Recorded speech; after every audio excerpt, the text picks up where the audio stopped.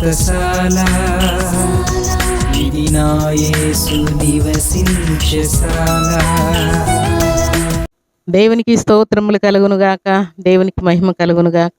సర్వశక్తిమంతుడైనటువంటి దేవాది దేవుని యొక్క కృప కాపుదల సర్వసమృద్ధిగా సర్వాధికారి మనందరికీ సమృద్ధిగా అనుగ్రహించునుగాక. ఈ శుభదినాన సర్వశక్తిమంతుడైనటువంటి దేవాది దేవుడు ప్రతి ఉదయమున బెతెస్దా ఉదయకాల ప్రార్థనా ఊటలు అనే కార్యక్రమం ద్వారా దేవుడు మనలందరినీ దర్శిస్తూ ఉన్నాడు. ప్రియులారా, ఆయన చిత్తము చొప్పున శ్రేష్టమైన వాక్కులు ఇచ్చి బ్రతికిస్తూ ఉన్నాడు, ఊరట కలుగు చేస్తూ ఉన్నాడు. ఈ శుభదినాన దేవుడు మనకిచ్చినటువంటి శ్రేష్టమైనటువంటి వాక్కును చదువుకుందాం. జెఫన్యా గ్రంథం 3వ అధ్యాయం 17వ వచనాన్ని చదువుకుందాం. నీ దేవుడైన యెహోవా నీ మధ్య ఉన్నాడు, ఆయన శక్తిమంతుడు. దేవుడి శ్రేష్టమైన మాటలు దీవించి ఆశీర్వదించునుగాక.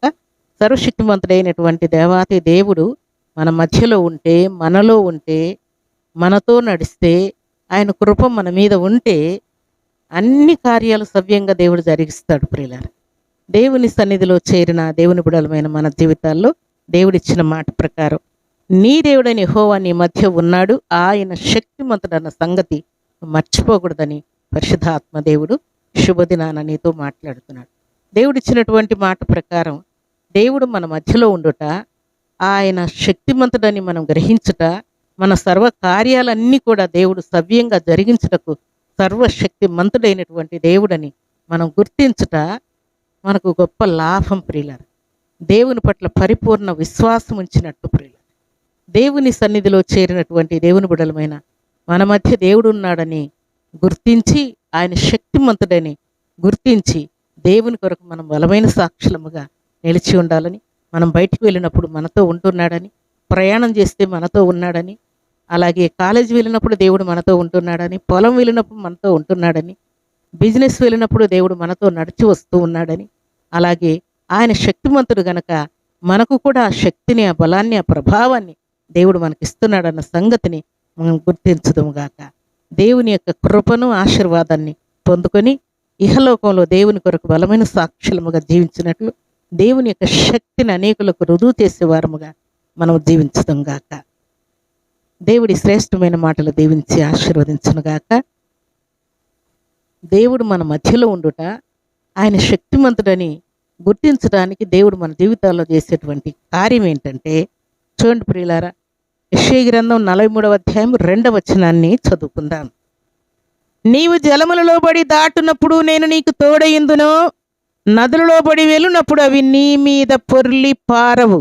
నీవు అగ్ని మధ్యలో నడుచున్నప్పుడు కాలిపోవు, జ్వాలలు నిన్ను కాల్చవు. దేవునికి స్తోత్రములు కలుగునుగాక. శుభదినాన సర్వశక్తివంతుడైనటువంటి దేవాతి దేవుడు సెలవిచ్చిన మాట ప్రకారం జలములలో పడి వెళ్ళినప్పుడు అవి నీ మీదకి పొర్లి పారవు, వాటి వల్ల నీకు హాని కలగదు, అపాయం ఏమీ రాదని దేవుడు సెలవిస్తూ ఉన్నాడు. జలములు శ్రమలకు సాదృశ్యముగా ఉండొచ్చు ప్రియులారా, జలములు మనకు హాని చేయవచ్చు. కానీ భక్తుడైనటువంటి యోనా జలములలో పడి 3 రోజులు ఉన్నప్పటికీ ఆయనకు హాని కలగలేదు ప్రియులారా. అలాగే ఇశ్రాయేలీయులు ఎర్రసముద్రము దాటినప్పుడు వాటి మీదకి వారి మీదికి అవి పొర్లి పారినట్లు వ్రాయబడలేదు ప్రియులారా. అవి గోడలుగా నిలిచి ఉన్నట్లు వ్రాయబడింది. అగ్ని మధ్య నడిచిన నీకు హాని కలగదని దేవుడు సెలవిస్తున్నాడు. అలనాడు భక్తుడైన షడ్రక్ మెషక్ అబేద్నెగోలు వారు అగ్నిలో వేయబడిన హాని కలగలేదు ప్రియులారా. భక్తుడైనటువంటి మోషే అగ్ని మధ్యలో నిలబడి దేవుడు ఆయనతో మాట్లాడుతున్నప్పుడు చెట్టు కాలిపోలేదు, అక్కడ ఎవ్వరికి హాని కలగలేదు ప్రియులారా. ఈలాగున దేవుడు మన మధ్యలో ఉన్నాడన్న సంగతి రుజువునట్లుగా ఇట్టి కార్యాలన్నింటినీ కూడా దేవుడు చేసి చూపిస్తున్నాడు. అలాగే మన జీవితాల్లో కూడా రోగమనే జలములు ఉండొచ్చు, రోగమనే అగ్ని ఉండొచ్చు, శత్రువులనే అగ్ని ఉండొచ్చు ప్రియులారా. ఇలాంటివి ఎన్ని మన మీదకి వచ్చినా కూడా దేవుడు శక్తిమంతుడని రుజువునట్లుగా వీటన్నిటిలో నుండి దేవుడు మనల్ని అనుదినము తప్పించి కాపాడి ఆయన కృపలో వర్ధలు చేసుకుంటూ కాపాడుకుంటూ వస్తూ ఉన్నాడు ప్రియులారా. దేవునికి స్తోత్రములు కలుగునుగాక. దేవుని సన్నిధానంలో చేరిన మనందరి జీవితాల్లో జలములలో పడి వెళ్ళిన, అగ్ని మధ్య నడిచిన, వాటి వలన మనకు హాని కలగకుండా ఉండటానికి కారణం ఏంటంటే శక్తిమంతుడైనటువంటి దేవుడు మనతో ఉన్నాడన్న సంగతిని దేవుడి శుభదినాన జ్ఞాపకం చేస్తున్నాడు. ఈ ఉదయకాల సమయంలో నీ ప్రయాణాలు, రాకపోకల్లో, నీ ప్రయత్నాలు, నీ పనిపాటల్లో, నీ ఇంటి విషయంలో, పొలం విషయంలో, జాబు, అలాగే ఎగ్జాము, ఏ ప్రయత్నమైనా సరే ఆయన నీకు శక్తిమంతుడుగా ఉన్నాడు. నీకు శక్తి లేకపోవచ్చు, దేవుడు మాత్రం శక్తిమంతుడుగా నీకు తోడై ఉన్నాడన్న సంగతిని దేవుడిని జ్ఞాపకం చేస్తున్నాడు. దేవుని యొక్క శక్తిని నువ్వు అనుభవిస్తూ ఇంట బయట సంఘంలో సమాజంలో దేవుని కొరకు బలమైన సాక్షిగా నువ్వు నిలిచి ఉండాలని దేవుడు కోరుకుంటూ ఉన్నాడు. అలాంటి కృపా భాగ్యం సర్వశక్తివంతుడైనటువంటి దేవాతి దేవుడు సర్వసమృద్ధిగా మనందరికి అనుగ్రహించి ఆశీర్వదించునుగాక. ఆమేన్. ప్రార్థన చేసుకుందా. భూమి ఆకాశములను కలుగు చేసిన మా తండ్రి మీకు స్తోత్రాలు.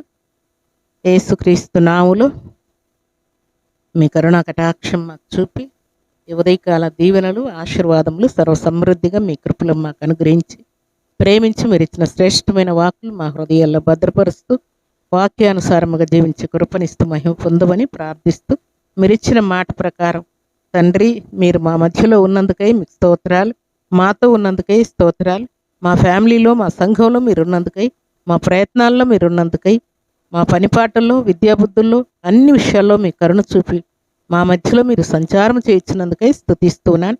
మీరు శక్తిమంతుడుగా మీరు మాకున్నందుకై మనం స్తుతిస్తూ అన్ని విషయంలో మీ శక్తిని సమృద్ధిగా మాకు అనుగ్రహిస్తున్నందుకై స్తుతిస్తున్నాను.